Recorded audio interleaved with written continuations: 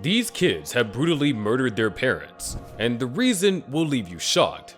What goes on in the mind of a young killer? How brutal were these murders? And what made these kids make the worst decision of their lives? Today, we look into some of the most upsetting stories about child killers. Stories that challenge everything we know about right and wrong. So let's first understand, what is the psychology behind child killers? The very idea of a child committing such atrocities or becoming a victim of such acts is enough to make society shudder. To understand what makes a child kill, one must understand the complex world of psychology.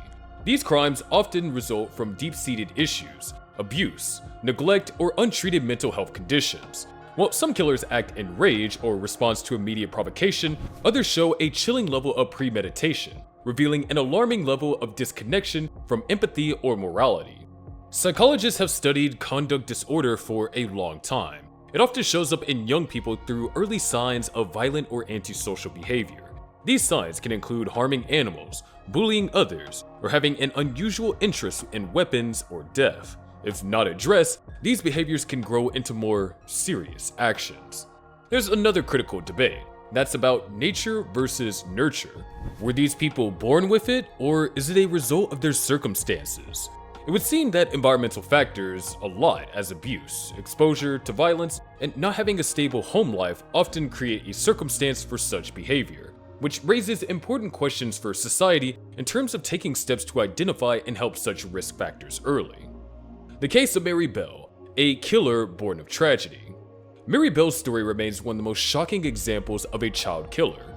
In 1968, at just 11 years old, she strangled two young boys, Martin Brown, 4, and Brian Howe, aged 3, in Newcastle, England. Her deeds were chilling, not due to her age, but rather the calculated manner in which she carried out these crimes.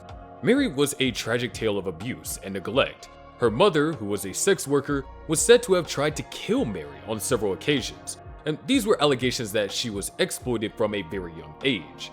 This toxic environment shaped her into a detached and emotionally scarred individual. After committing the murders, Mary exhibited disturbing behavior. She returned to the crime scenes, left taunting notes, and even attended the funerals of one of her victims, laughing during the proceedings. These actions highlighted her lack of remorse and deeper psychological issues. The Mary Bell case compelled society to raise uncomfortable questions about to the extent to which childhood trauma influences and whether a child this young could understand their crimes. Mary lives now under a new identity. Such brings up the question concerning rehabilitation and second chances. John Venables and Robert Thompson, the horror of James Bulger's murder. One of the worst crimes in British history is 2-year-old James Bulger's murder in 1993 by 10-year-old John Venables and Robert Thompson. The image that sticks in the collective memory is the CCTV footage of James being walked out of the shopping center by the two boys. In the shocking events that followed, the boys brutally attacked and killed James in a way that many professional investigators found hard to handle.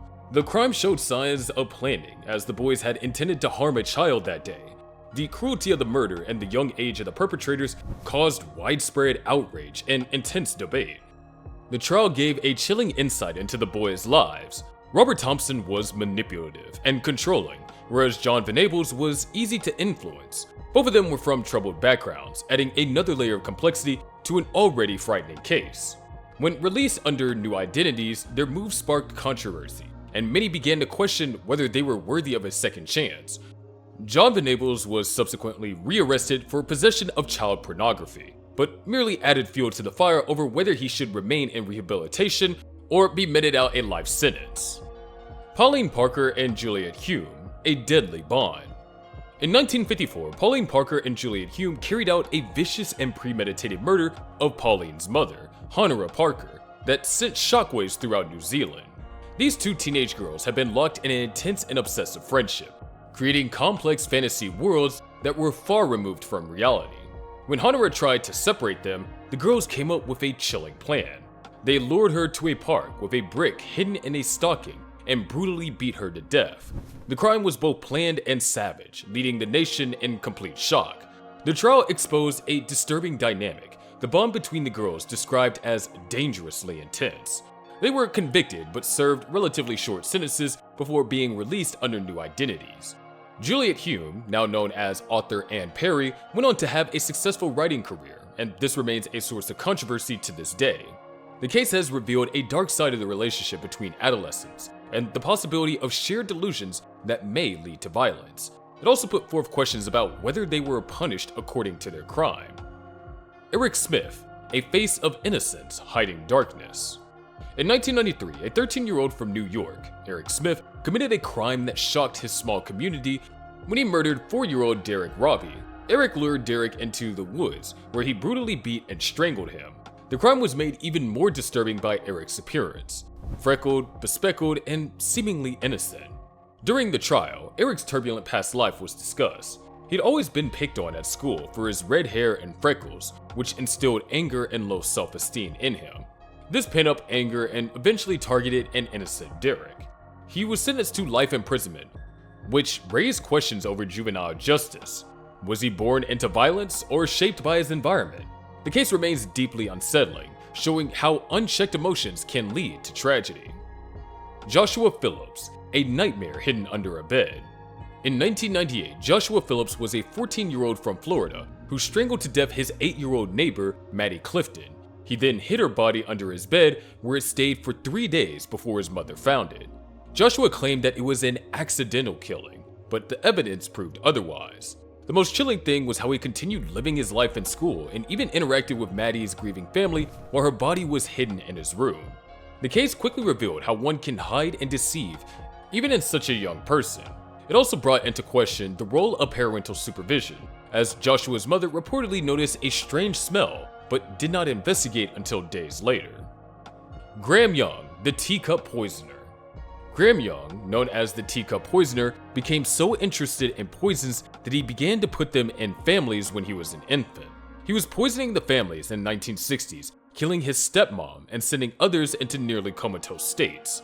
After being committed to institutions for years, Graham continued in the same line of murdering his colleagues once he came out. His cold, calculating ways made him Britain's most infamous child killers.